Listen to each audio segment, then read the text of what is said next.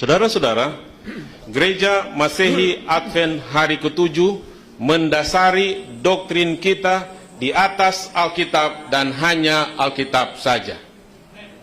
Segala doktrin yang kita percayai semuanya didasarkan atas Alkitab. Dan gereja kita percaya kalau ada doktrin baru yang muncul, doktrin itu tidak seharusnya berlawanan dengan doktrin yang sudah ada yang kita temukan berdasarkan Alkitab. Jadi kalau seandainya ada di antara kita yang mengatakan memegang juga doktrin Alkitab yang berbeda dengan doktrin Alkitab yang dipegang oleh gereja Advent, yang pertama seharusnya kita diberikan kesempatan untuk membagikan itu. Tetapi kalau seandainya itu tidak diterima oleh gereja Advent, maka kita pertama bisa mendisiplin mereka, atau kedua kita bisa mempersilahkan mereka untuk keluar dari gereja kita. Kita memiliki 28 doktrin. Kemudian ada dua doktrin yang secara langsung, dua doktrin dari 28 doktrin yang secara langsung diganggu oleh sabat lunar ini. Yang pertama adalah doktrin yang keenam, yang judulnya adalah penciptaan. Doktrin keenam, penciptaan. Setelah ini ada terjemahannya. Tapi saudara-saudara yang tahu bahasa Inggrisnya, gereja kita, saya katakan, kepercayaan dasar gereja kita semuanya didasarkan dari Alkitab. Nah, ini adalah kepercayaan dasar nomor 6. Ayat-ayatnya semua ada di bawah. Dan yang ini adalah kepercayaan dasar gereja kita setelah direvisi tahun 2016. Jadi setelah 2015, setelah direvisi tahun 2015. Gereja kita tidak merubah kepercayaan dasar. Gereja kita hanya merevisi, bukan merevisi mengganti, tetapi merevisi untuk memperbaiki bahasa. Kemudian gereja kita merevisi untuk menegaskan kembali apa yang selama ini menjadi dispute, menjadi masalah di gereja-gereja. Mari kita lihat yang penciptaan, kepercayaan dasar nomor 6. Saudara-saudara yang mengerti bahasa Inggris, saya baca dan ada terjemahnya setelah ini. God has revealed in Scripture the authentic and historical account of His creative activity. Allah telah menyatakan di dalam Alkitab. Kalau bicara otentik itu keaslian, asli. Dan secara bisa dibuktikan sejarah-sejarah, peristiwa, aktivitas penciptaannya. Kemudian, He created the universe.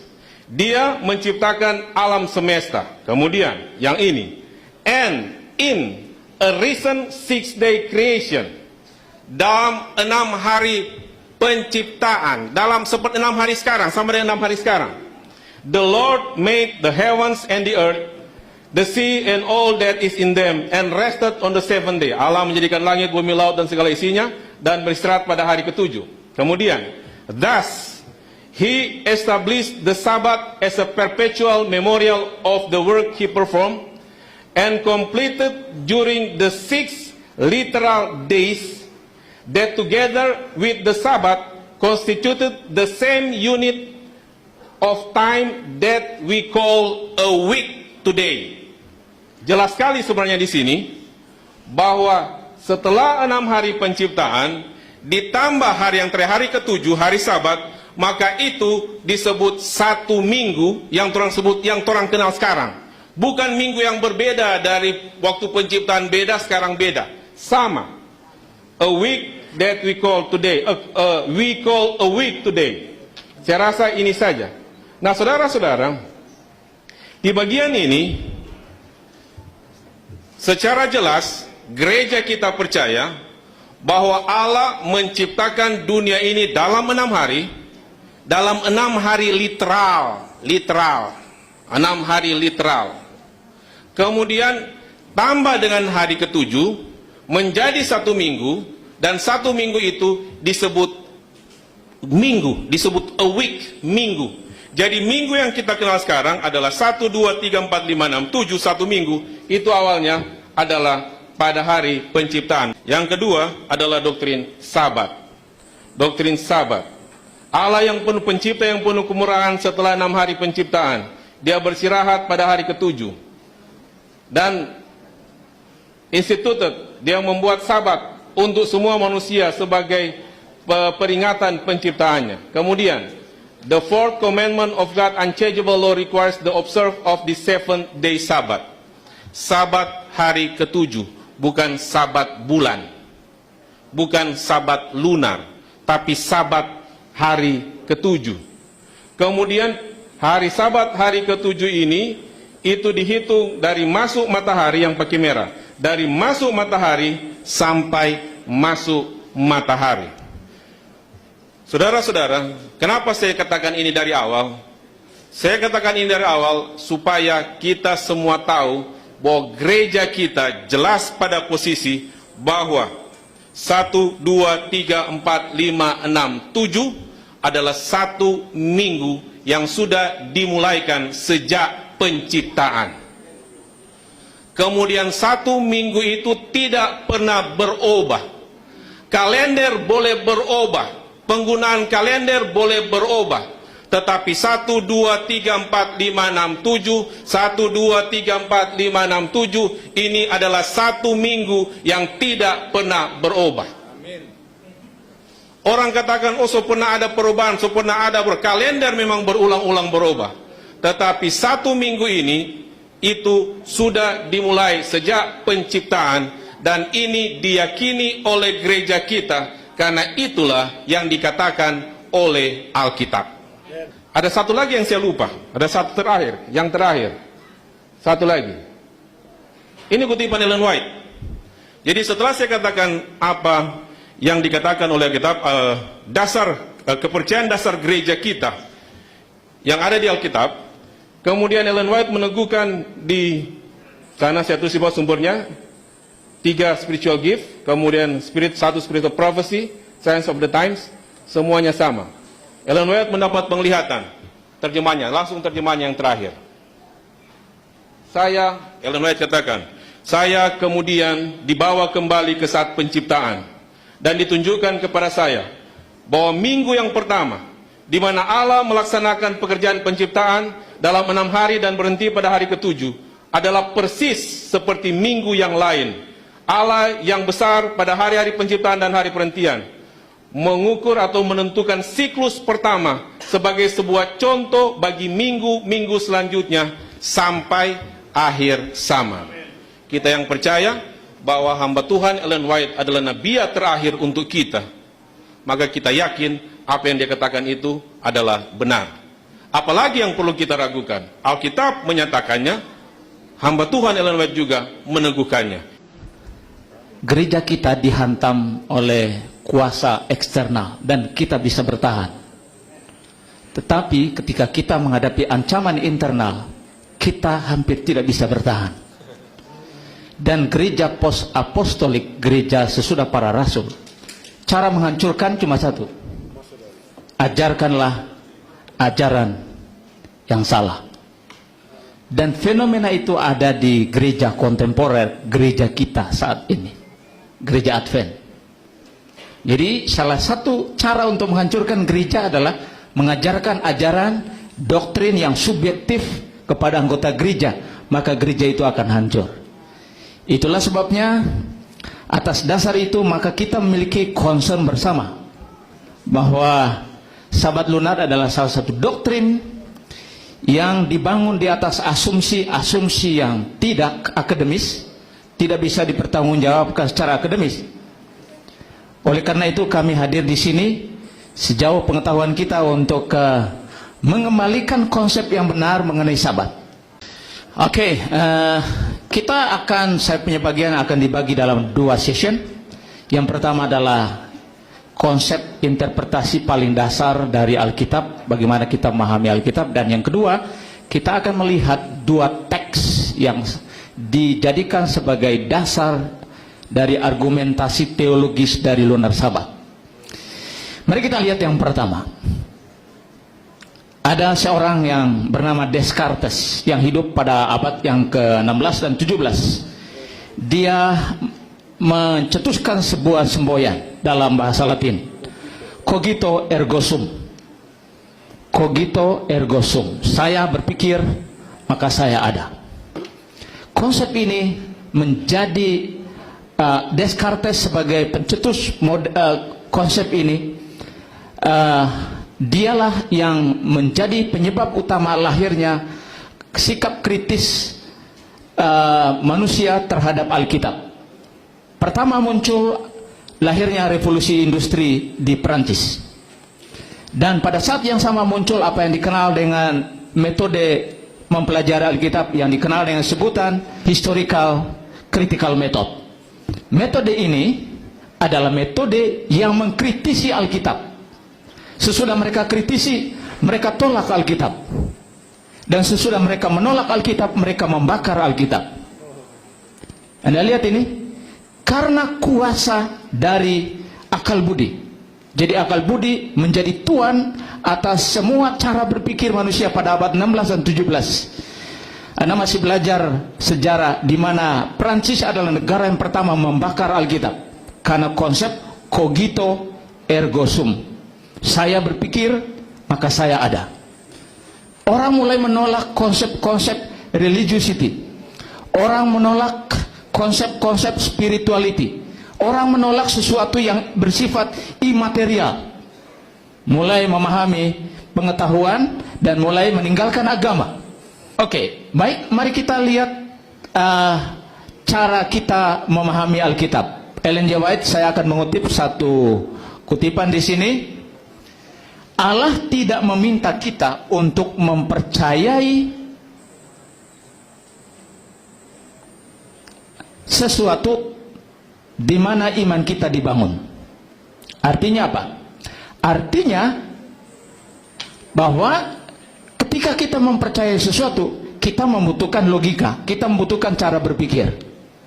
Dan Ellen G. White bilang, saya kasih contoh ya, saya meminta seorang mahasiswa untuk menjelaskan, coba Anda jelaskan kenapa Anda memelihara hari Minggu. Apa yang dijelaskan itu adalah menggunakan logika, menggunakan cara berpikir. Tapi problemnya adalah cara berpikir kita telah korup oleh karena dosa. Jadi kita tidak bisa menggunakan akal budi sebagai instrumen utama untuk memahami kebenaran yang bersifat imaterial, yang bersifat spiritual.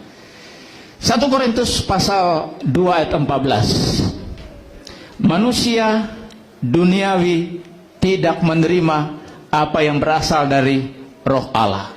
Konsep manusia duniawi di sini adalah kemampuan akal budi seseorang. Roma 12 ayat 2. Janganlah kamu menjadi serupa dengan dunia ini, tapi berubahlah oleh pembaruan akal budimu, sehingga kamu dapat membedakan mana kehendak Allah. Jadi konsep akal budi di sini harus berada di bawah kendali kuasa Allah. Lanjut. Kemudian 1 Korintus pasal 10 ayat 5. Kami mematahkan setiap siasat, ya. Kami menawan segala pikiran dan menaklukkannya kepada Kristus. Ini adalah bahasa militer. Kami menaklukkan pikiran kami kepada Kristus. Yang saya mau katakan ini, bahwa kita memberikan apresiasi kepada seluruh anggota yang menyelidiki Alkitab. Ya, jika kita menemukan ide tertentu yang sangat eksklusif tentu, kita tidak bisa menjadikan itu sebagai sebuah doktrin baru jika kita tidak melewatinya dengan proses. Karena kita memiliki proses untuk memahami Alkitab. Dan saudara-saudara tahu, Gereja Masyarakat pada hari ke-7 memiliki lembaga khusus untuk menganalisa dan mempelajari semua doktrin-doktrin di gereja. Namanya Biblical Research Institute atau BRI. Tapi masalahnya tidak ada di sini, di UNCLAP, di Manado. Jadi jika Anda memiliki doktrin yang baru, datanglah ke Fakultas Filsafat dan membuat presentasi, dan kita akan memberikan pertimbangan. Oke, mari kita melihat kutipan Ellen White. Kita tidak akan pernah mencapai kebenaran jika kita mempelajari Alkitab hanya untuk meneguhkan ide kita. Itu problem kita, itu problem paling fundamental. Jadi jangan mempelajari Alkitab hanya untuk membuktikan ide kita atau memberikan justifikasi terhadap kebenaran yang kita miliki sendiri. Jadi jika kita mempelajari Alkitab dengan cara seperti itu, maka kita tidak akan pernah mencapai kebenaran. Frase yang terakhir Ellen G. White katakan, do not try to make the word fit your opinions. Jangan pernah berusaha untuk membuat idemu itu cocok, ide atau firman Tuhan itu cocok dengan pikiran kita. Ini adalah metode dasar memahami Alkitab. Ada dua hal yang paling penting dalam mempelajari Alkitab di screen ini. Yang paling basic ya, bukan akademis, tapi setidaknya semua orang bisa memahaminya. Yang pertama adalah konteks, historical context. Apa sih yang dikatakan oleh teks ini? Sejarahnya, latar belakang, kultur, pendengar, itu yang pertama. Yang kedua, literary context. Literary context itu adalah konteks di mana statement itu dibuat dengan sebuah keyakinan bahwa tidak ada sebuah teks di Alkitab yang berdiri sendiri. Ya, Anda membaca atau menghafal teks ini. Karena begitu besar kasih Allah akan dunia ini sehingga ia mengaruniakan anaknya yang tunggal, bla bla bla. Teks ini tidak bisa berdiri sendiri.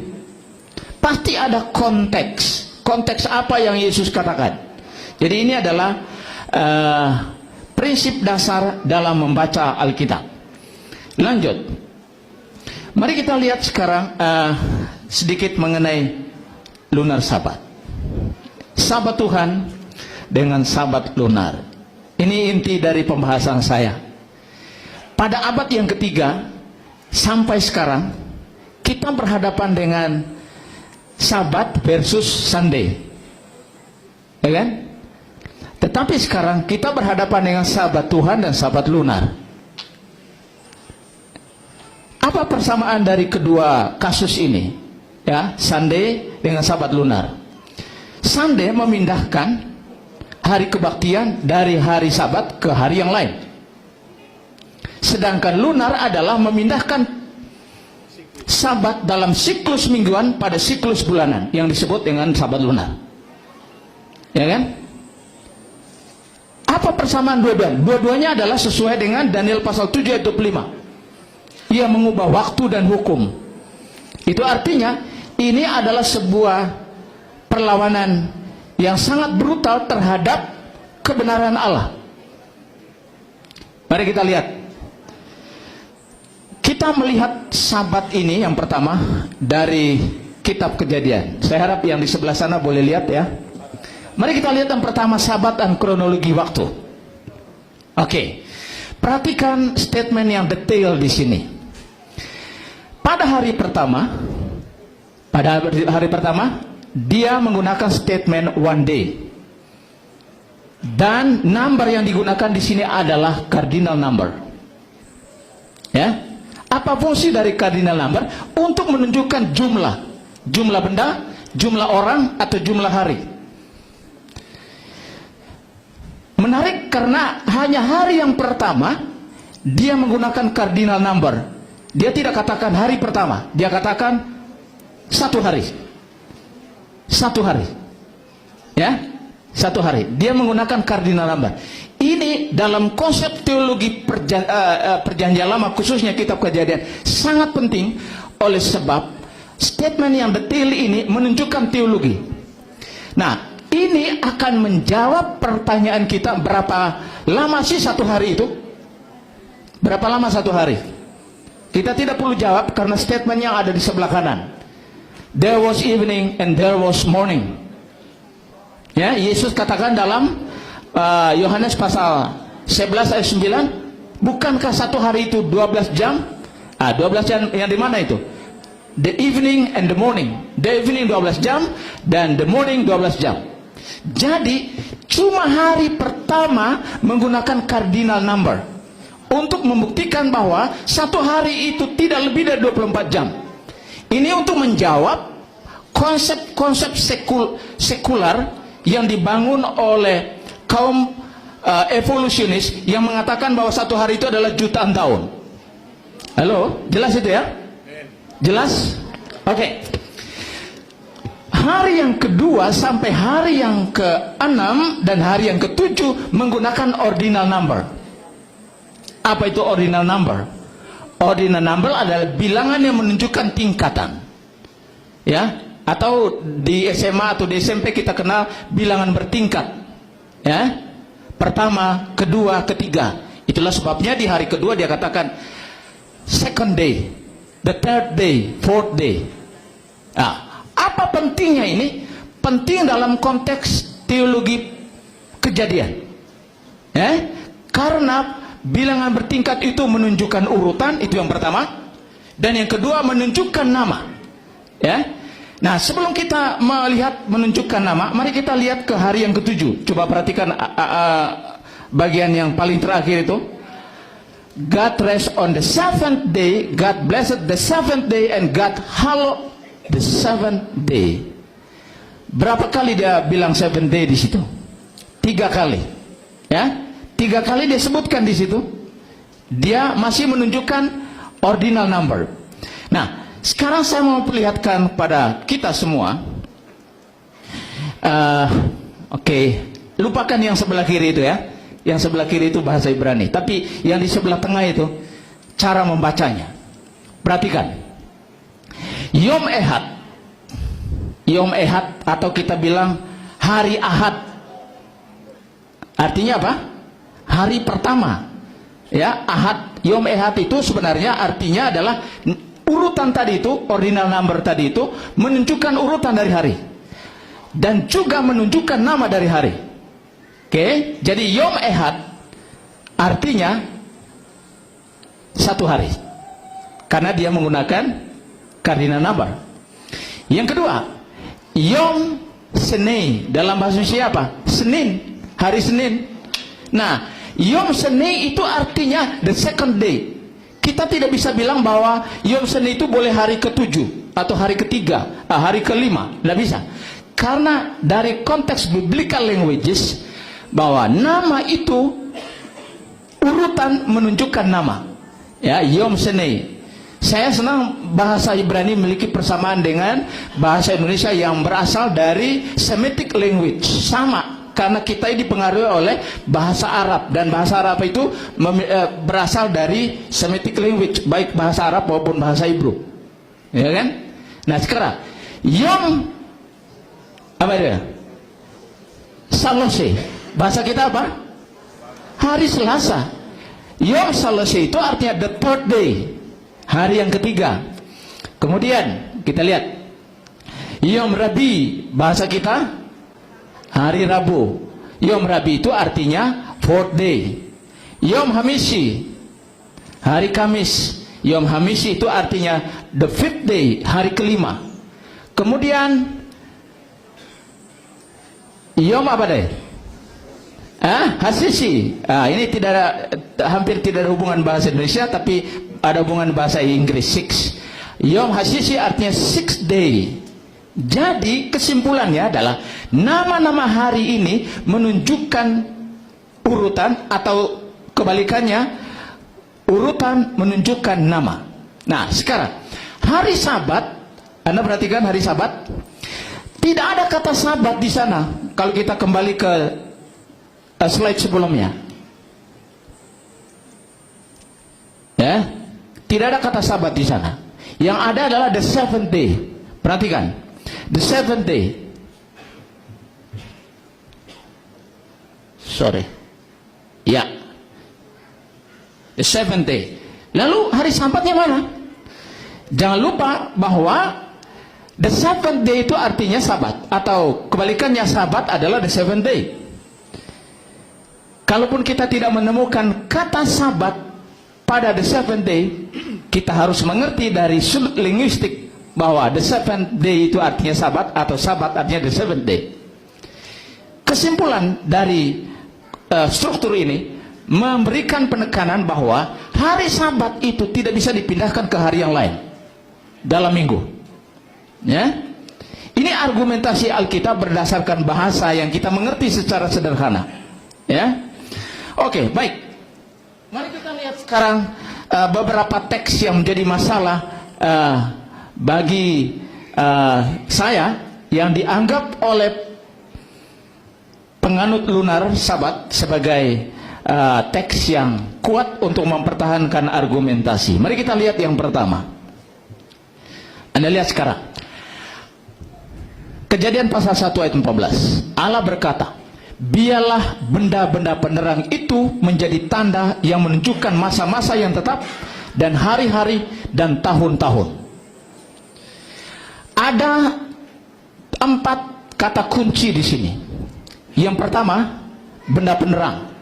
Dan yang kedua, masa-masa, hari-hari dan tahun-tahun. Ini konteksnya adalah Allah menciptakan benda penerang pada hari yang keempat. Halo, bisa ikut ya? Bisa ya? Kita belajar sedikit ya.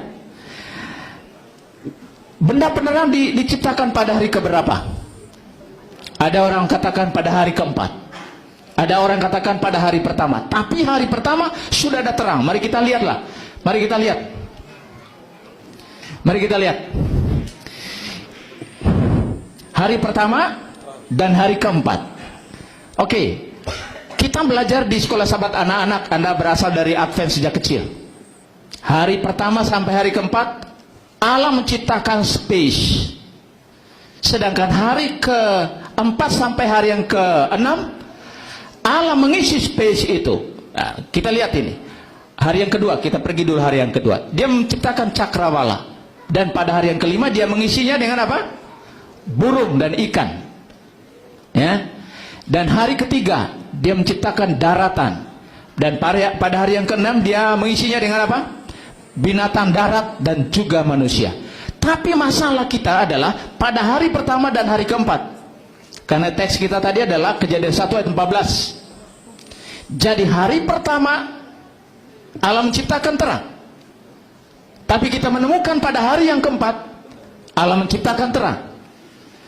Berbagai literatur dan jurnal ilmiah, ribuan jurnal ilmiah secara bersama-sama para ilmuwan Alkitab mencapai kesepakatan berdasarkan struktur teks dan bahasanya. Ditemukan bahwa Allah memang menciptakan benda-benda penerang pada hari yang pertama. Lalu apa yang terjadi di hari yang keempat? Hari yang keempat itu berdasarkan linguistic structure ditemukan bahwa dia hanya memperjelas apa yang diciptakan pada hari yang pertama. Halo, bisa ikuti? Jadi hari yang pertama itu Allah menciptakan sudah benda-benda penerang. Lalu hari yang keempat Allah juga menciptakan benda-benda penerang. Tapi dari segi struktur bahasa, pada hari yang keempat dia hanya memperjelas benda-benda penerang yang diciptakan pada hari yang pertama. Bisa ikut ya? Poin saya adalah ini. Poin saya ini, bahwa benda-benda penerang itu diciptakan dalam siklus mingguan, tidak berada di luar siklus mingguan. Nah, jika benda-benda penerang itu diciptakan pada siklus mingguan, maka benda-benda penerang itu tidak memiliki otoritas untuk mempengaruhi mingguan karena dia diciptakan dalam mingguan. Jelas? Ya? Katakanlah benda-benda penerang itu diciptakan pada hari pertama atau hari keempat, yang Anda mengerti bisa mempengaruhi siklus mingguan. Seharusnya hari Sabat sudah mengalami disorder. Tapi faktanya apa? Hari Sabat tidak mengalami disorder. Karena benda-benda penerang itu yang nanti kemudian mempengaruhi musiman, tahunan, bulanan. Dia tidak mempengaruhi konsep 6 hari penciptaan. Kenapa? Karena matahari, bulan, bintang, semua itu tidak diciptakan di luar pekan penciptaan. Pekan penciptaan adalah tuan dan rumah dari benda-benda penerang. Dan benda-benda penerang itu tidak memiliki otoritas apapun untuk mengubah pekan penciptaan yang sejak lama diciptakan oleh Allah sampai sekarang. Jelas itu ya? Jadi kalau ada orang punya otoritas untuk menjadikan benda-benda perang itu adalah menentukan hari Sabat, so lebih dari Tuhan dia. Dan hati-hati orang ini, dia bisa menciptakan kekacauan teologis dalam gereja. Ya? Oke, baik. Mari kita lanjut ya. Oke. Mari kita lihat sekarang ini bahasa Inggrisnya. Bahasa Inggris sekarang. Allah berkata, ini perhatikan, jadi benda-benda penerang itu, perhatikan 3 kata yang terakhir, seasons, days, and years. Rupanya karena benda-benda penerang itu diciptakan dalam siklus mingguan, maka yang dipengaruhi oleh lahirnya benda-benda penerang adalah seasons, days, and years. Saya mau kasih tahu pada saudara-saudara di slide ini, istilah seasons itu dalam bahasa Ibrani adalah moedim atau moadim. Ingat saja kata moat, danau moat, tambah im di belakang menunjukkan plural. Plural artinya apa? Itu adalah yang diartikan sebagai appointed times, appointed people, appointed festival. Ya, yang dirayakan sekali dalam sebulan, dan dalam satu bulan ada 3 perayaan dalam kalender Yahudi, ya, bulan Tisri dan bulan Nisan. Nanti kita lihat sebentar. Nah, sekarang berdasarkan teks ini, halo, bisa ikut ya? Lihat saja ini screen ini. Bumi mengelilingi matahari, menciptakan apa? Tahun, years. Ya, bumi mengelilingi matahari. Jadi Anda lihat sekarang, benda-benda penerang itu mempengaruhi tahun.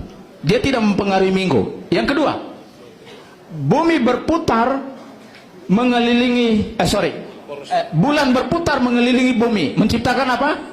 Bulan. Anda perhatikan, lagi-lagi benda-benda penerang tidak mempengaruhi pekan penciptaan, tapi mempengaruhi tahun dan bulan. Sekarang, bumi berputar pada porosnya.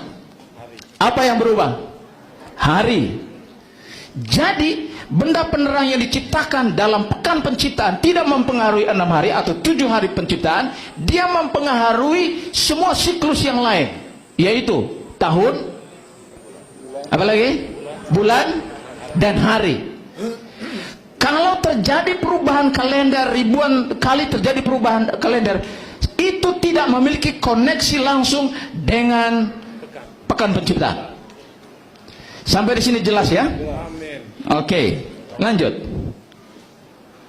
Ini salah satu ayat yang lain yang digunakan oleh Mazmur 104. Ini Mazmur ini Pak, ini cuma lagu doang. Tidak menciptakan legislasi terhadap hari Sabat atau legislasi terhadap lunar Sabat. Itu adalah bahasa liturgi yang disampaikan dalam bentuk puisi. Ia yang membuat bulan menjadi penentu waktu, ya, matahari yang tahu dan akan saat terbenamnya, ya. Jadi lagi-lagi muncul di sini modim. Modim itu adalah seasons atau hari-hari raya yang dirayakan oleh orang-orang Yahudi. Dia bedakan antara moon and sun, bulan dengan matahari. Tidak usah tanya-tanya kenapa dia pisahkan. Itu adalah bahasa puitik, ya. Sama dengan kita menyanyikan lagu-lagu Sion, kok bahasanya tidak teratur ya? Memang begitu bahasa puitik, tapi tidak membentuk sebuah legislasi terhadap sebuah doktrin. Ya, jelas itu ya? Oke. Baik. Yang terakhir, Levitikus Imamat pasal 23 ayat 1 sampai 4. Ini adalah salah satu ayat yang digunakan oleh sahabat lunar keeper. Ya. Ini ayat 1 sampai ayat yang ke berapa ini? Ayat yang keempat. Lagi-lagi di sini muncul moedim. Moedim itu adalah seasons, moedim itu adalah festival, moedim itu adalah hari raya. Ya. Di sini ada kata kunci dari ayat 1 sampai 4. Ya, appointed times. Yang disebut modim dan holy convocation. Pertemuan yang kudus. Yang jadi masalah, yang menjadi argumentasi yang dibangun oleh sahabat lunar adalah ayat 3. Ayat 3 yang saya kasih warna biru. For 6 day work may be done, dan seterusnya. Nah, sahabat lunar keeper berasumsi bahwa sabat itu, sabat yang hari ke-7 sudah tidak berlaku karena ini sudah bagian, tidak ada lagi keteraturan sabat di sini. di ayat ini, ya. Tidak ada lagi the seventh day di sini, karena ditentukan oleh modems, yaitu hari-hari raya. Oke, nah baik. Apa betul begitu? Mari kita lihat dulu hari raya. Ya, hari raya Paskah masih di pasal yang sama. Hari raya roti tidak beragi selama 7 hari. Ya, 7 hari. Pada hari pertama pertemuan kudus, jangan melakukan pekerjaan. Itu hari raya roti tidak beragi. Kemudian hari ke-7. Ini bukan hari Sabat, hari ke-7. Pertemuan kudus, jangan melakukan pekerjaan. Saya mau melihat beberapa teks yang berhubungan dengan Sabat di sini. Kemudian hari raya Ulu Hasil. Oke, sebelum kita ke hari raya Ulu Hasil, Anda perhatikan di sini.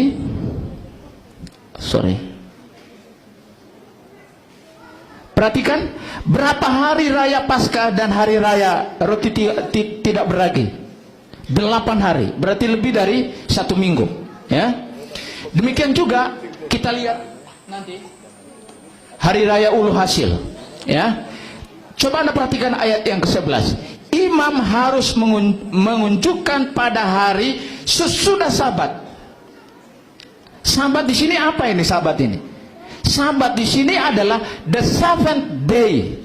Kenapa? Oleh sebab hari raya yang disebutkan secara berurut tadi itu yang dirayakan dalam 1 bulan lebih dari 7 hari.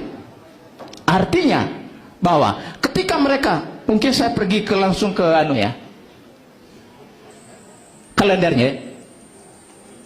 Oke, perhatikan kalender ini. Ada bulan Nisan di sana, dan kemudian ada bulan Tishri. Itu adalah 2 bulan yang paling terkenal dalam kalender Yahudi. Nah, bulan Nisan itu mereka merayakan 3 hari raya, yaitu Paskah, hari raya roti tidak beragi, dengan hari apa itu? Ulu Hasil. Nah, 3 hari raya itu dirayakan lebih dari 7 hari. Itu artinya selama 3 hari raya ini ada Sabat di sana, kawan. Ya? Ada modem. Pertanyaannya adalah, apakah Sabat ya hari ke-7 bagian dari modem? Ya. Tetapi hari raya itu tidak mempengaruhi siklus mingguan.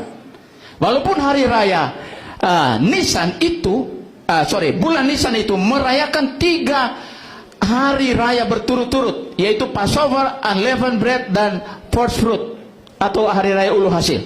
Nah, dalam 3 hari raya itu lebih dari 7 hari. Nah, apa yang mereka buat pada hari Sabat? Berhenti. Walaupun mereka merayakan hari-hari Paskah, hari roti tidak beragi, dan Ulu Hasil. Ya, jelas itu. Nah, kemudian demikian juga di Tishri. Di Tishri lebih panjang lagi. Ada hari raya trompet, hari raya atonement, dan tabernakel. Dalam 1 bulan mereka merayakan 3 hari raya ini lebih dari 7 hari. Itu artinya di sana ada Sabat, di sana ada hari raya. Tetapi hari raya itu tidak memiliki kuasa apapun menurut teologi Alkitab mempengaruhi siklus mingguan. Saya mau katakan pada saudara-saudara, hanya 2 ayat ini yang saya bahas. Kenapa? Karena ini perubahan waktu apapun sesudah Pentatuk, 5 buku pertama itu tidak mempengaruhi 7 hari dalam pekan. Ya, mari kita lihat struktur ini. Coba Anda perhatikan. Ini saya bikin struktur ini. Ayat 2 adalah hari-hari raya, dan ayat 4 adalah hari-hari raya. Maka hari Sabat adalah mahkota dari hari-hari raya itu. Kenapa? Hari raya yang lain boleh berpindah hari, tetapi hari Sabat tidak pernah berpindah hari. Ya, baik. Mungkin soal terakhir ini. Oke. Iya. Hari raya pendamaian. Saya mau kembali ke belakang sedikit. Oke, hari raya pendamaian.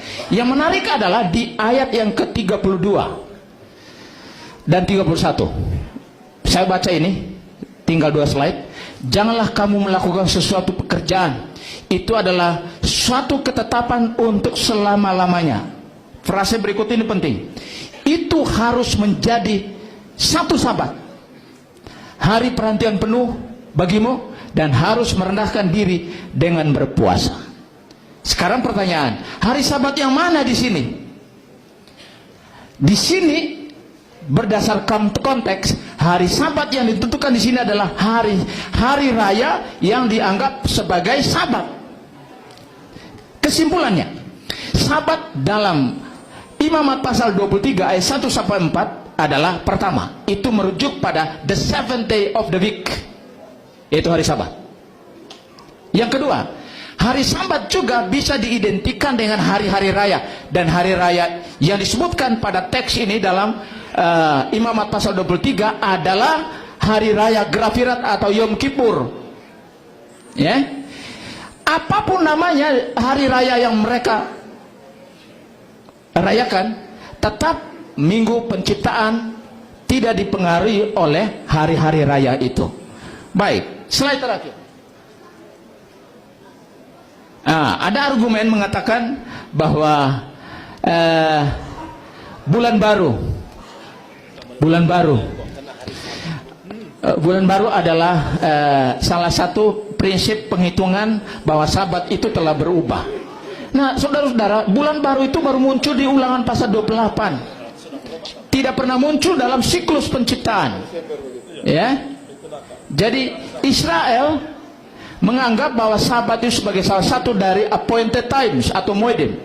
Jadi bulan baru adalah hari sukacita sebenarnya, berdasarkan Ulangan pasal 20 ayat 11 dan 1 Samuel pasal 20 ayat 5. Jadi kenapa saya sebutkan bulan baru? Karena salah satu argumen yang meyakinkan mereka, menurut mereka, bahwa bulan baru itu adalah sebagai starting point untuk menunjukkan bahwa ada perubahan Sabat melalui bulan baru. Ya.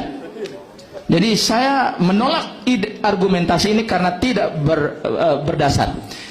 Terakhir, saudara-saudaraku sekalian, apa problem kita? Kami yang datang ini satu tim. Problemnya ini, kita tidak menemukan jurnal ilmiah yang dipublikasi terindeks internasional yang membenarkan bahwa hari Sabat itu boleh dipelihara, Sabat lunar itu dibenarkan. Kita tidak temukan. Kalau Anda mengambil argumentasi dari Google, itu tidak bisa dipertanggungjawabkan secara akademik. Ya? Jadi kalau Anda mau cari tahu apakah itu betul atau tidak, buatlah akademik artikel dan presentasikan pada kita di Fakultas Filsafat. Ini UNI masih dalam proses bahwa semua Fakultas Filsafat jadikan pos untuk mengevaluasi semua doktrin-doktrin yang ada yang diajarkan di gereja. Pergilah di Fakultas Filsafat, kami akan dengan senang hati untuk menerima saudara-saudara.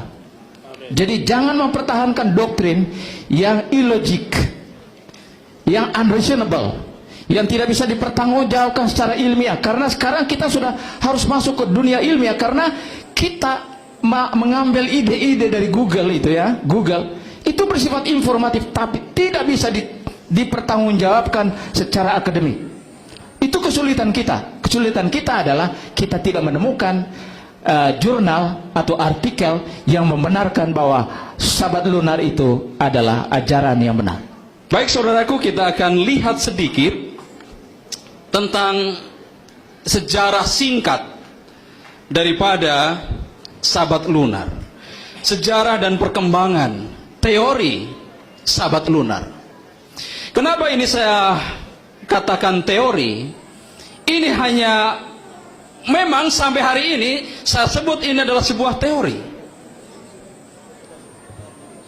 yang berdasarkan asumsi-asumsi yang dibangun. Tadi Pendeta Abin telah jelaskan bagaimana untuk mempelajari Alkitab, dan mari kita lihat beberapa teori yang telah dibangun oleh para penganut Sabat lunar. Sabat lunar adalah sebuah teori yang banyak berakar dari Hebraic Root Movement. Hebraic Root Movement ini adalah sebuah pergerakan keagamaan yang mempromosikan ingin kembali kepada akar-akar bagaimana kekristenan di abad permulaan. kekristenan para rasul, sehingga kembali kepada ajaran Yahudi, kemudian upacara-upacaranya dan hal-hal yang lain yang berkaitan dengan Ibrani. Dan teori ini berusaha untuk menggantikan Sabat hari ke-7 mingguan dengan Sabat lunar perhitungan bulan, yang dapat terjadi dari apa saja dalam siklus mingguan. Nanti secara detail Pendeta Lumingkewas akan jelaskan ini.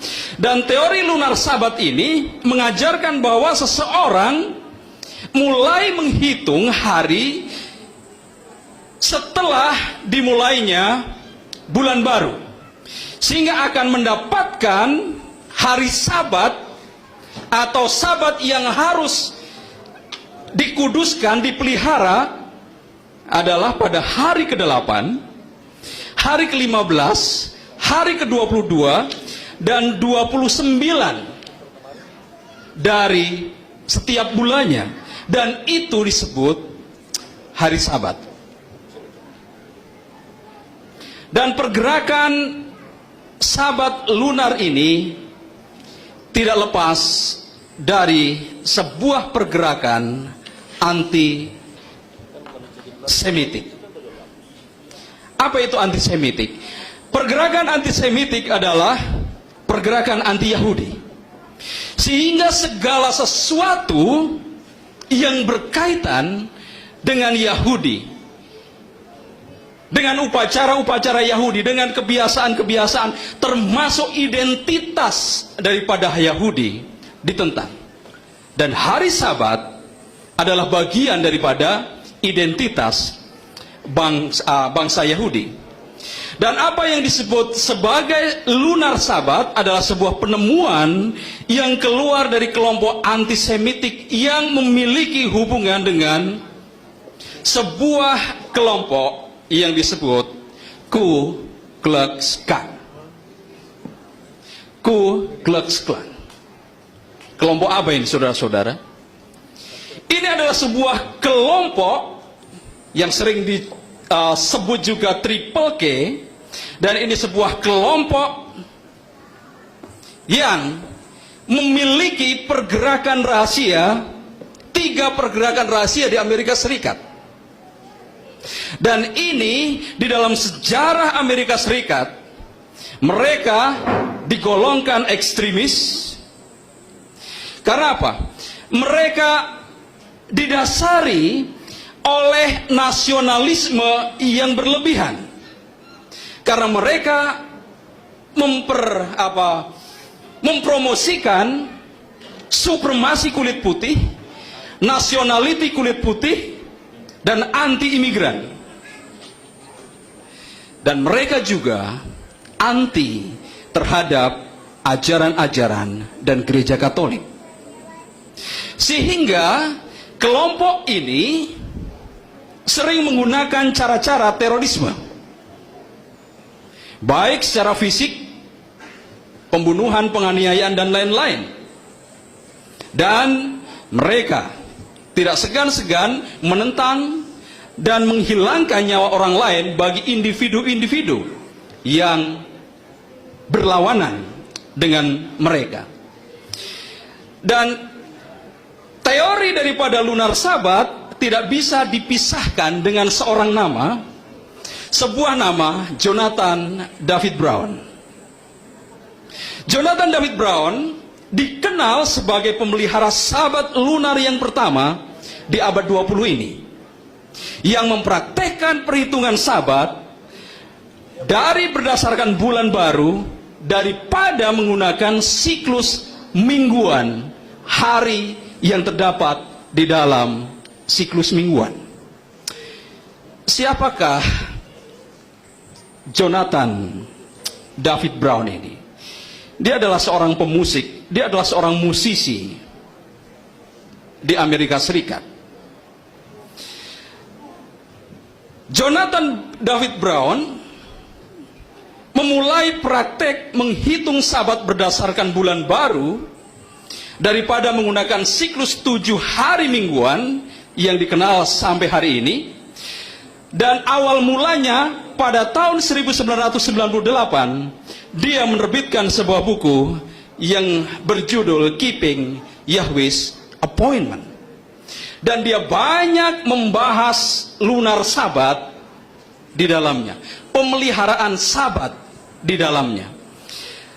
Tetapi sebelumnya Jonathan David Brown ini dia ditetapkan oleh pengadilan terbukti bersalah karena dia menolong seorang yang bernama Damian Patton yang bersembunyi dari kejaran pemerintah dan menyamarkan mobilnya setelah Patton dan Leonard William Armstrong, seorang pemimpin yang disebut sebagai naga besar dari Tennessee, yaitu dari kelompok White Knights, dan itu adalah kelompok dari Ku Klux Klan yang adalah notabene anti daripada Yahudi, antisemitik, dan mereka menembaki sinagog Yahudi di Tennessee pada tanggal 10 Juni 1990. Dan Jonathan David Brown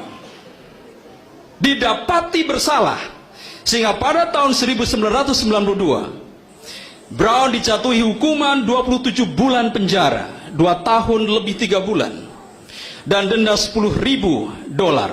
Dan pada saat di dalam penjara inilah Brown mendengar apa yang diistilahkannya sebagai the still small voice yang memberinya pernyataan atau kewahyuan kenabian.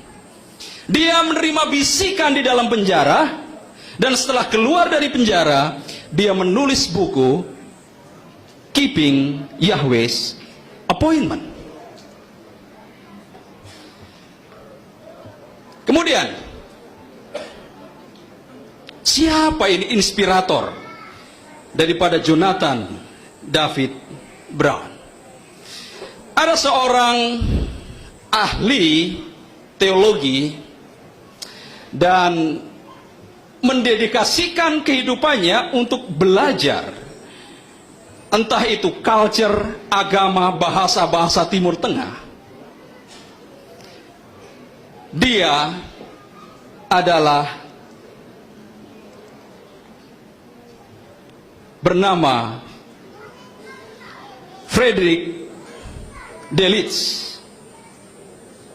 Friedrich Delitzsch adalah seorang Asiologi Jerman yang mengkhususkan diri dalam studi bahasa-bahasa Timur Tengah kuno dan menerbitkan banyak karya tentang bahasa, sejarah, dan budaya daripada Assyria.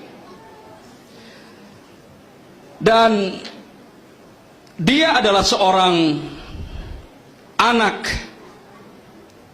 teologian. Bapaknya adalah seorang penganut teologi yang konservatif. Tetapi Delitzsch Friedrich, dia sangat berbeda dengan ayahnya. Dia seorang profesor, berpindah-pindah sampai akhir hidupnya. Dan dia terus terang, dia menentang akan kekristenan ortodoks. Dan juga dia menulis artikel-artikel, 20 artikel lebih, yang menyerang langsung daripada teologi evangelikal. Teologi evangelikal adalah denominasi yang menganut kepercayaan evangelisasi, dan dia serang langsung. Nah, dari hari ke hari Friedrich pemikirannya semakin tajam untuk menyerang gereja ortodoks. Dan akhirnya dengan nasionalisme, dia adalah orang Jerman yang dilatar belakangi nasionalisme yang berlebihan sebagai orang Jerman. Dia menulis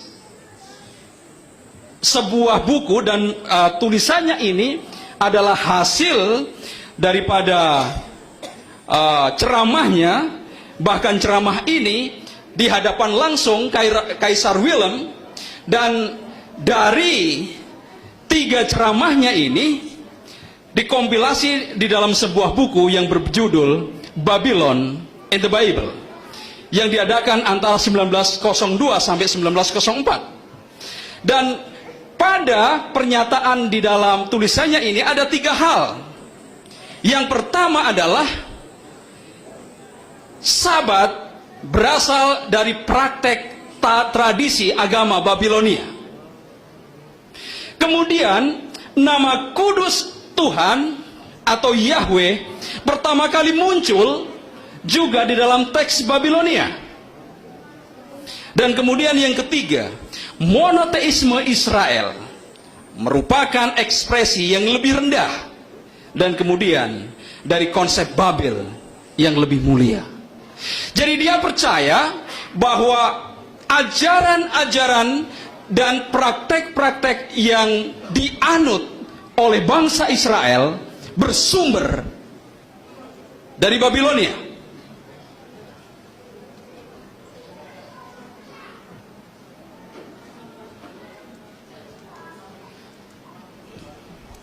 Dan mungkin yang paling mengejutkan dari semua ini adalah akhirnya dia tiba pada satu kesimpulan bahwa Yesus sendiri bukan orang Yahudi, tetapi orang Babilonia dan mungkin sebagian orang Aryan. Aryan ini adalah kelompok ras Indo-Iranik, berasal dari wilayah Iran. Dan karena bangsa Babel adalah Aryan, telah menetap lama di Samaria dan Galilea. Karena disebut Yesus berasal dari Galilea. Dan dia percaya bahwa Yesus bukan orang Yahudi, tetapi adalah bagian dari keturunan Babilonia. Kemudian saran ini menjadi keyakinan kemudian di dalam kehidupan Delitzsch. Ketika dia berpendapat bahwa Yesus adalah seorang Yahudi proselyte, atau dia bertobat menjadi orang Yahudi, dan asal usulnya dari Galilea, dan banyak orang-orang keturunan Aryan dia percaya sudah hidup di Galilea, sehingga garis keturunan Yesus sudah bercampur dengan Aryan ini, atau orang-orang berdarah Babylon. Dan pada tahun 1923, di bawah pengaruh Delitzsch, Kaisar Wilhelm berpendapat bahwa Yesus bukan hanya Aryan, tetapi pada kenyataannya anti-Yahudi. Karena apa? Dia sering menyerang orang-orang Farisi dan lain-lain.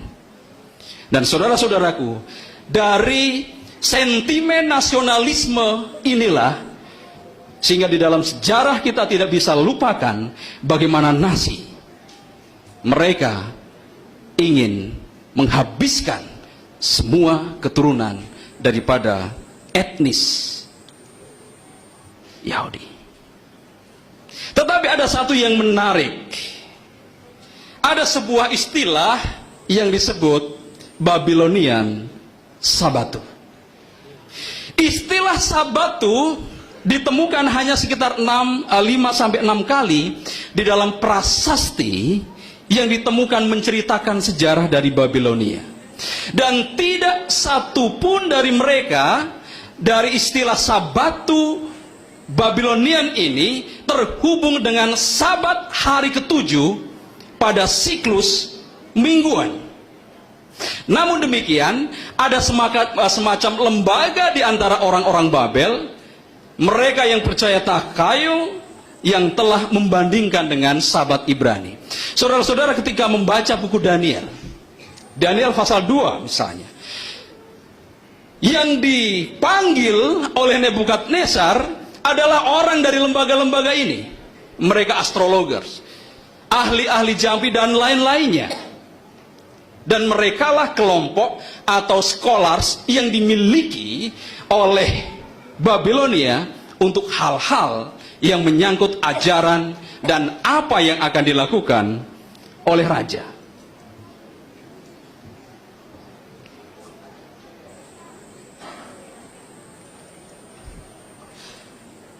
Pada tahun 1924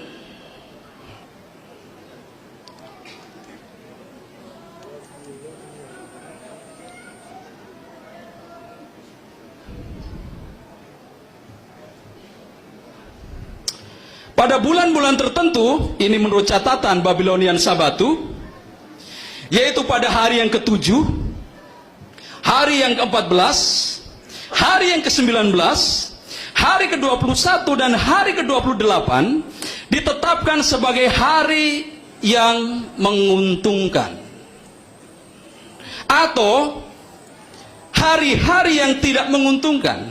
Jadi bisa hari keberuntungan atau justru sebaliknya, hari yang penuh dengan kesialan.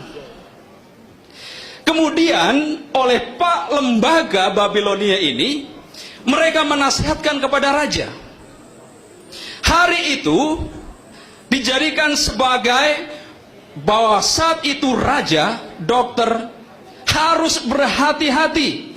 Untuk apa? Untuk tidak membangkitkan kemarahan dewa. Dan pada hari-hari ini, raja tidak makan makanan yang dimasak menggunakan api,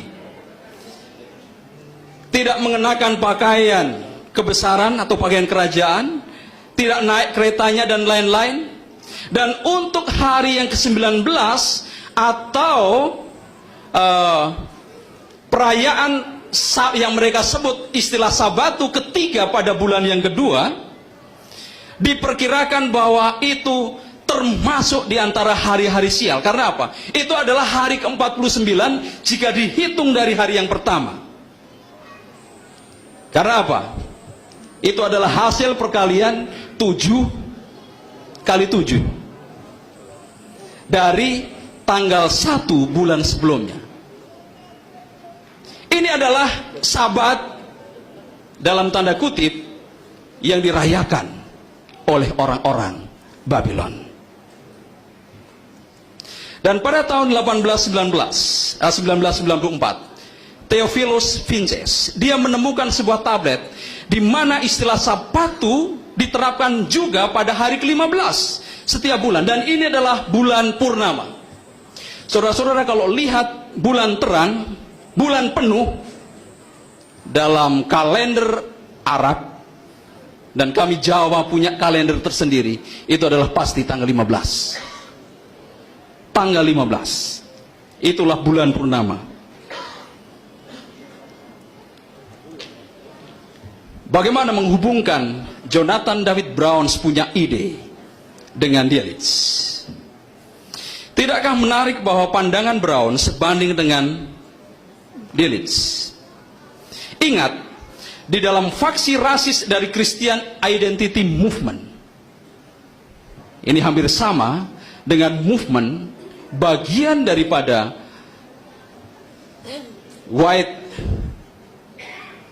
Knights dan Ku Klux Klan. Yahudis disebut sebagai keturunan setan, sementara orang Babilonia adalah superior, ras yang lebih tinggi dari mereka. Sehingga di dalam konteks nasi untuk wipe out atau melenyapkan orang-orang Yahudi, filosofi inilah yang digunakan. Ras Jerman lebih tinggi daripada ras yang lainnya.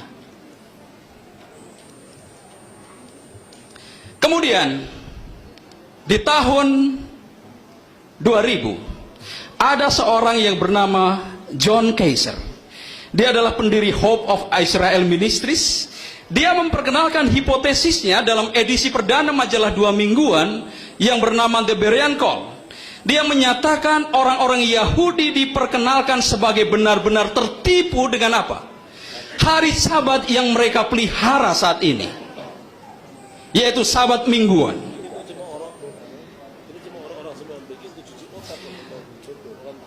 Dia katakan setan telah melakukan pekerjaan yang luar biasa.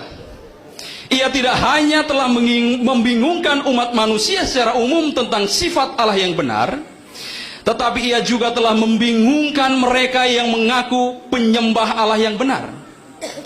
Dia telah memimpin apa yang disebut dunia Kristen ke dalam kebiasaan kekafiran dan hari-hari seperti Paskah, Natal, ibadah Minggu, Sementara pada saat yang sama, ia telah benar-benar menipu orang Yahudi agar memelihara sabat mingguan Tuhan pada waktu yang salah.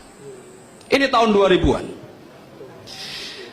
Dan Jonathan David Brown menjadi penulis utama, kontributor utama dari Berean Voice ini pada edisi November-Desember tahun 2000. Dan mengeluarkan kutipan-kutipan dari bukunya yang telah dia buat tadi. Dan pada tahun 2009 ia menerbitkan kalender lunar yang terhitung untuk tahun 2010 dan 2011. Nanti kalender lunar akan dijelaskan oleh Pendeta Lumingkewas. Dan membuat pengamatan yang menarik serta juga pengakuan dari Jonathan David Brown. Pengakuannya adalah, saya tidak dan tidak akan menganggap diri saya dan tanggal-tanggal ini tanpa kesalahan. Artinya dia mengakui kalender tanggal-tanggal yang dibuat itu juga ada kesalahan. Tanggal-tanggal itu adalah yang terbaik yang saya buat setelah melihat siklus lunar selama sekitar 18 tahun sekarang. Terakhir, satu atau dua ahli agama mengkritik saya secara tajam jika saya membuat 3 bulan berturut-turut dengan 2 hari bulan yang baru, atau 3 hari. Mereka lupa bahwa siklus lunar tidak sesuai dengan bilangan bulan. Kalender-kalender itu tidak sesuai dengan bilangan bulan. Seperti itu, ciptaan Allah, ciptaan Yahweh yang indah. Dan jangan ragu untuk menyesuaikan tanggal manapun yang Anda yakini salah, dan kirimkan saya catatan sebagai atau sesuai dengan keinginan Anda. Jonathan David Brown yang mengaku nabi menerima bisikan, dia mengakuinya bahwa apa yang dia buat juga ada kesalahan. Terakhir, apakah pemeliharaan sabat lunar bersumber dari Allah? Saya tutup dengan kutipan ini.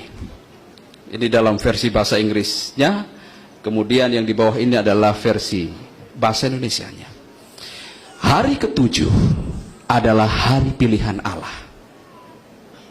Dia tidak membiarkan hal ini dirombak atau diremodelkan kembali oleh imam atau penguasa. Hal ini terlalu sangat penting untuk diserahkan kepada penilaian manusia. Allah melihat bahwa manusia akan mempelajari untuk kenyamanan mereka sendiri dan memilih hari yang paling sesuai dengan kehendak mereka. Hari yang tidak memiliki otoritas ilahi. Dan dia telah menyatakan dengan jelas bahwa hari ketujuh adalah sabat Tuhan. Tema gereja Maseten hari ketujuh adalah faithfulness to his word. Kesetiaan pada firman-Nya. Dan tahun ini adalah faithfulness to his prophet. Kesetiaan kepada firman-Nya, dan kita subtemanya adalah kesetiaan kepada nabi-nabinya. Saya secara pribadi saya percaya Ellen G. White adalah nabi. Dan ini adalah tulisannya. Ellen G. White di dalam kehidupannya dia merayakan, memelihara, dan menguduskan hari Sabat, hari yang ketujuh di dalam siklus mingguan.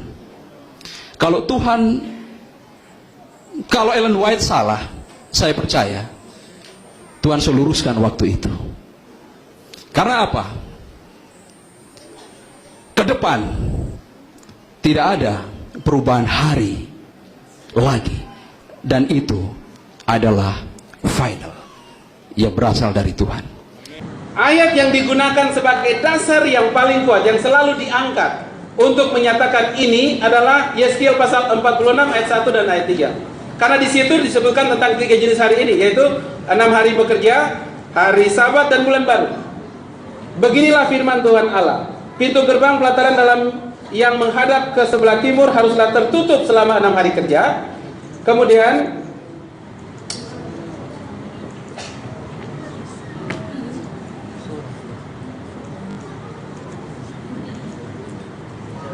tetapi pada hari Sabat supaya dibuka, pada hari bulan baru juga supaya dibuka.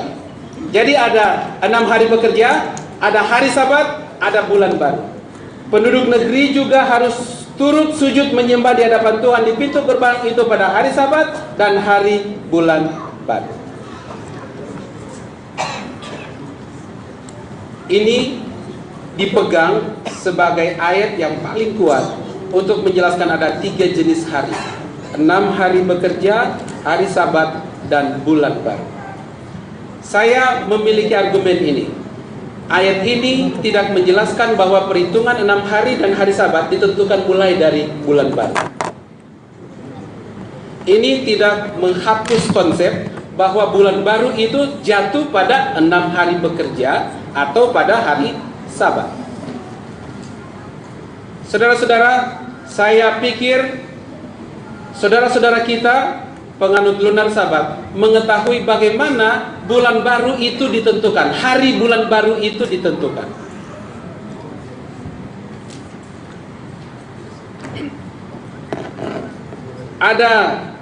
Ada seorang ibu, ini ibu atau nona ya, saya tidak dapatkan gambaran apakah dia sempat menikah atau tidak, tetapi informasi yang saya dapatkan, dia ini seorang sejarawan di gereja Advent, cucu dari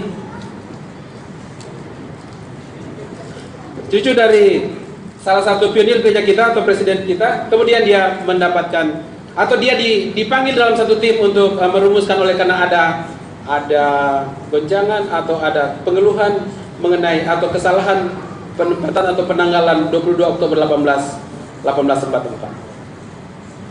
Dia menyebutkan di dalam salah satu artikel yang dia tulis.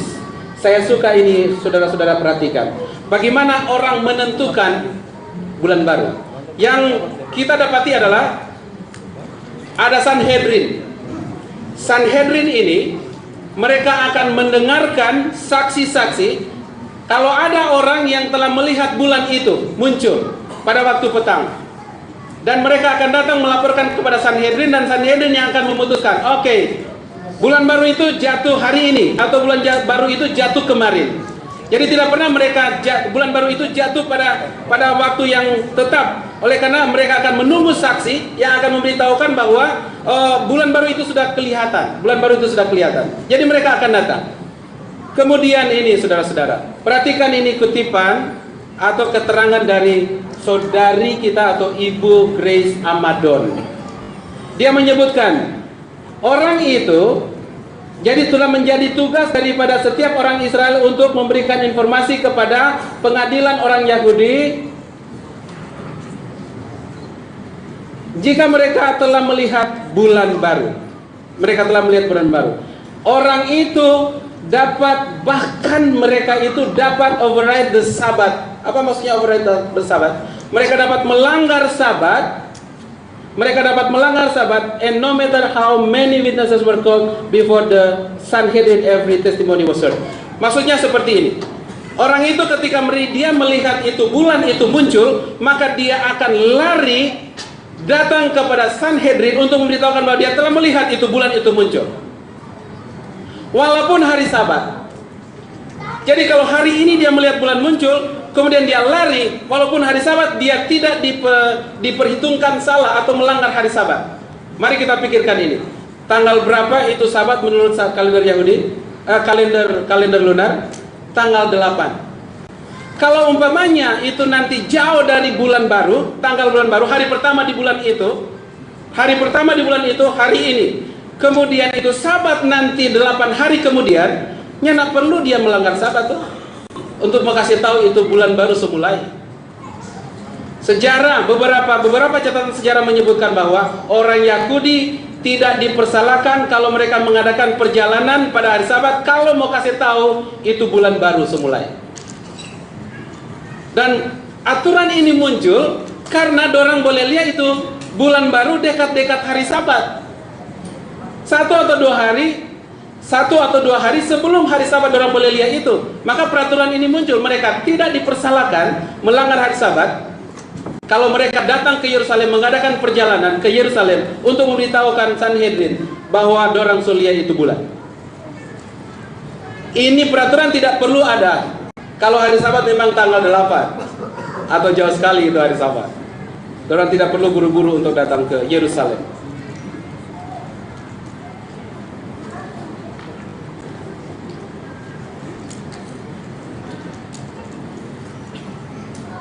Saya sudah ada nota di sini. Saya tahu bahwa saya tidak punya waktu yang cukup banyak. Oh ya, maaf ya, mereka punya alasan juga untuk ini, tetapi saya mau ini. Sabat lunar itu bertentangan dengan Alkitab. Karena Kolose 2 ayat 16-17 sederhana kita boleh sebutkan. Rasul Paulus telah mengajarkan kepada orang-orang Kristen sejak dari awal bahwa jangan biarkan orang menghukum kamu karena makanan, minuman, hari raya, bulan baru atau hari Sabat, sebab semuanya itu adalah bayangan dari apa yang harus datang dan wujudnya adalah Yesus Kristus. Artinya Yesus sudah datang, itu perayaan bulan baru itu atau penetapan bulan baru itu sudah berlaku. Pemeliharaan Sabat dalam gereja masih mari ke-7. Masih boleh berapa menit ini Bapak Moderator? 5 menit. Oh, saya akan selesaikan dalam tempo yang sesingkat-singkatnya dengan cara saksama. Pemeliharaan hari Sabat dalam gereja masih mari ke-7. Pada tahun 1855, para penganut Sabat, mereka merayakan Sabat dalam 3 cara. Yang pertama, mereka merayakan Sabat memulaikannya jam 6. Kemudian yang lain masuk matahari, kemudian yang lain jam 12. Kita mengerti tahun 1855 orang-orang Advent itu baru saja datang bertobat dari denominasi-denominasi yang lain yang perhitungan waktu mereka itu berbeda-beda. James White memiliki keprihatinan terhadap perhitungan atau perayaan Sabat yang berbeda-beda ini. Kemudian dia minta doa. Mari kita berdoa lagi supaya Tuhan memberikan penerangan mengenai hal ini. Dan inilah yang disebutkan oleh pendeta Pasuhuk tadi. Nyonya White mendapatkan penglihatan. Nyonya White mendapatkan penglihatan. Dan isi daripada saya melihat bahwa dari petang sampai petang kamu akan merayakan Sabat-sabatmu. Jadi jelas sejak 1855 sebelum organisasi ini juga didirikan, maka pionir gereja kita telah menetapkan bahwa berdasarkan penglihatan dari Ellen G. White bahwa dari petang sampai petang itu hari Sabat itu dirayakan. Ini juga menolong kita untuk mengerti bahwa gereja kita tidak menganggap bahwa satu hari itu mulai dari pagi sampai pagi, tetapi dari petang sampai petang, karena itu berdasarkan Alkitab. Dari petang sampai petang kamu akan merayakan Sabat-sabatmu. Kata malaikat, ambil firman Allah, baca, mengerti, dan kamu tidak akan salah. Baca dengan teliti, kamu akan menemukan di sana apa maksudnya petang. Kemudian saya diarahkan kembali, dan itulah yang dibaca oleh pendeta Pasuk tadi, saya diarahkan kembali ke Minggu Penciptaan. Sampai pada zaman itu, dia melihat bahwa tidak ada masalah itu hari Sabat, hari Sabtu atau Saturday. Karena saudara-saudara kita ini sangat memperhatikan itu Saturday. Sampai pada tahun itu tidak ada masalah, tidak ada diberikan penjelasan kepada Ellen G. White bahwa masalah itu Saturday itu dirayakan. Saudara, saya mau katakan ini, orang-orang di dunia memiliki nama-nama yang berbeda untuk urutan-urutan hari ini. Nama-nama berbeda. Orang hari 2, hari Senin orang sebut Mandak, kemudian hari Selasa orang sebut hari 2. Padahal Selasa. Nama-namanya berbeda, tetapi tetap urutan harinya tetap sama. Dan inilah yang ajaib, saudara-saudara. Di bagian akhir daripada kutipan ini dikatakan, saya melihat bahwa di dalam pikiran beberapa orang Sabat dirayakan pada jam 6, sementara yang saya lihat itu dirayakan pada waktu petang. Nyonya White melihat bahwa itu dirayakan pada waktu petang, dan ada yang berpendapat bahwa petang itu jam 6. Saya melihat bahwa hamba-hambalah harus bersatu dan maju bersama. Maksudnya bagaimana? Petang sampai petang. Ini ada kutipan yang sudah dibacakan tadi, bahwa hari ke-7 yang dipilih oleh Allah itu tidak dibiarkan manusia yang menentukan. Allah itu terlalu besar masalah ini untuk dibiarkan manusia yang putuskan. Jadi Allah sendiri yang putuskan itu hari ke-7. Oleh karena itu saya melihat bagaimana ajaibnya siklus 1 minggu 7 hari itu terpelihara sampai sekarang ini. Karena memang Tuhan yang tentukan itu, bukan manusia. Allah melihat bahwa manusia akan berdasarkan keinginan mereka sendiri dan kenyamanan mereka sendiri akan menentukan hari tertentu. Tetapi itu tidak membawa atau tidak atas otoritas daripada Allah. Ini juga sudah disebutkan. Saudara-saudara, saya mau menyebutkan ini yang di bagian kuning. Dia menuntut agar umatnya menghitung 77. Untuk perhitungan Sabat itu Tuhan mau, Nyonya menyebutkan Tuhan mau agar umatnya menghitungnya 77. Kalau tidak dituliskan di sini bahwa mereka akan melupakan penciptanya. Nyonya tegas menyebutkan untuk menghitung 1 minggu itu mesti 77. Sebab kalau tidak, katanya, mereka akan melupakan penciptanya yang telah menetapkan itu dari mula, yang berlaku sampai sekarang ini. Saudara-saudara, ini argumen kita mau menyebutkan bahwa pernyataan-pernyataan mengenai Sabat lunar ini tidak disokong oleh dasar Alkitab dan Nyonya White yang kuat. Tidak didukung oleh Alkitab dan Nyonya White yang kuat. Sebab Alkitab sebagai hari Sabat di dalam Alkitab sebagai hari ke-7 dari minggu telah dilembagakan di Eden, dan itu telah berlangsung sampai sekarang ini tanpa ada gangguan. Semua argumen dari Sabat lunar berpusat kepada konsep Allah mengikat hari Sabat kepada bulan,